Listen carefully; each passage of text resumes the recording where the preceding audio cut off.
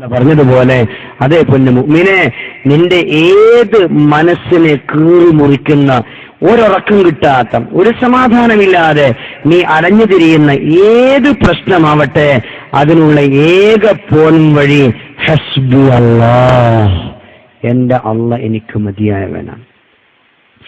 ആർക്ക് കഴിയാത്തതും എന്റെ അല്ലാഹ്ക്ക് കഴിയും. ആർക്ക് കാണാൻ കഴിയാത്തതും എന്റെ അല്ലാഹ്ക്ക് കാണാൻ കഴിയും. ആർക്ക് അറിയാത്തതും എന്റെ അല്ലാഹ്ക്ക് അറിയാൻ സാധിക്കും.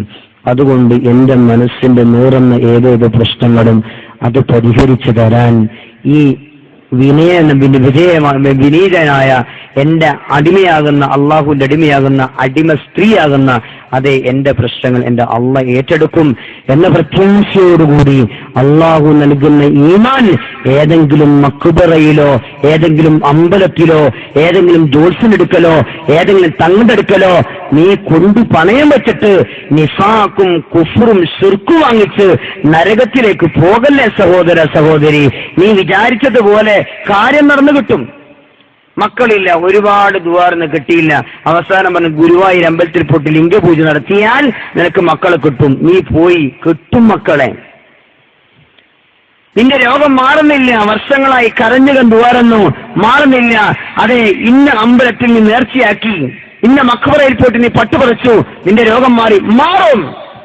ومن يشاقق الرسول من بعد ما تبين لهم الهدى ويتبع غير سبيل المؤمنين نوله ما تولى ونصليه جهنم وساءت مصيرا ومن يشاقق الرسول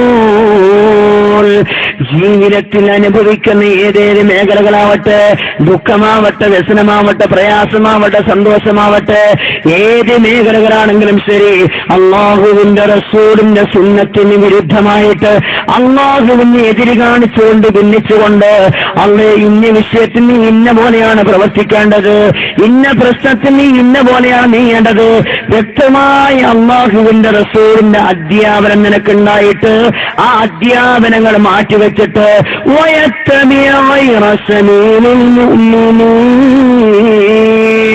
യഥാർത്ഥ സത്യവിശ്വാസികളുടെ മാർഗമല്ലാത്ത ഏതയോ മുശ്രിക്കിന്റെ, മുനാഫിക്കിന്റെ, ജൂതന്റെ, ക്രിസ്ത്യാനിയുടെ, ഹൈന്ദവ ഏതെങ്കിലും ബഹുദൈവ ആരാധകരുടെ മാർഗം അവലംബിച്ചുകൊണ്ട് നിന്റെ പ്രശ്നങ്ങൾ പരിഹരിക്കാൻ മെനക്കെട്ടാൽ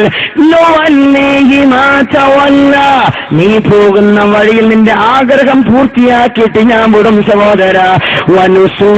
ജഹന്നം, നീ മരിച്ചിട്ട് നാളെ ആഖിറത്തിലേക്ക് വന്നാൽ നിനക്ക് സ്വർഗമല്ല, ഹബീബിന്റെ ശഫാഅത്തല്ല, ഹബീബിന്റെ തൃക്കൈന ഹൗദുൽ കൗസറല്ല, നന്മ തിന്മ തൂക്കപ്പെടുമ്പോൾ നന്മയ്ക്ക് തൂക്കം കൂട്ടിക്കിട്ടലല്ല, സിറാത്ത് പാലം മിന്നൽ വേഗത്തിൽ കടക്കലല്ല, ജഹന്നം, നിന്നെ കത്തിയെറിയുന്ന നരകത്തിലേക്കാണ് ഞാൻ വലിച്ചെറിയുക.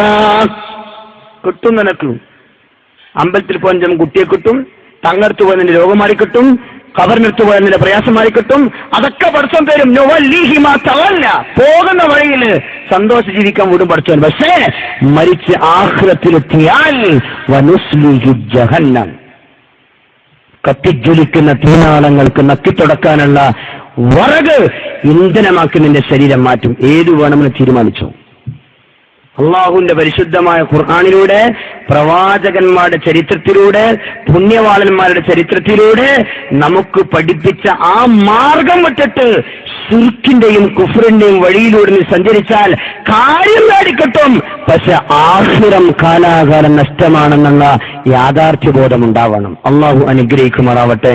അള്ളാഹു സുബ്ഹാനഹു വ തആല നമ്മുടെ മനസ്സിന്റെ നീറുന്ന പ്രശ്നങ്ങൾക്ക് സമാധാനത്തിന്റെ ഏതൊരു നീറുകയാണോ ഖുർആന്റെ വരികളിലൂടെ, ഹബീബായ മുത്തിന്റെ വചനത്തിലൂടെ നമ്മളെ ബോധ്യപ്പെടുത്തിയത്, അൽഹംദുലില്ലാഹ് പറഞ്ഞ് എനിക്കും കേട്ട നിങ്ങൾക്ക് ഓരോരുത്തർക്കും ജീവിതത്തിൽ പാലിച്ചുകൊണ്ട് അവസാനം വരെ അള്ളാഹ് നൽകിയിരിക്കുന്ന ഈമാൻ കാത്തു സൂക്ഷിച്ചുകൊണ്ട് അള്ളാഹുവിന്റെ റസൂലിന്റെ സുന്നത്തുകൾ യഥാവിധി പകർത്തിക്കൊണ്ട് യഥാർത്ഥ അഹ്ലുസ് സുന്നത്ത് വൽ ജമാഅത്ത് ജീവിച്ച് മുസ്ലിമായി മരിച്ച് നാളെ സ്വർഗ്ഗലോകത്ത് പടച്ചതമ്പുരാനെ കണ്ടുമുട്ടാനുള്ള യോഗ്യതയും അർഹതയും നേടിയെടുക്കാൻ അള്ളാഹു അനുഗ്രഹിക്കുമാറാവട്ടെ.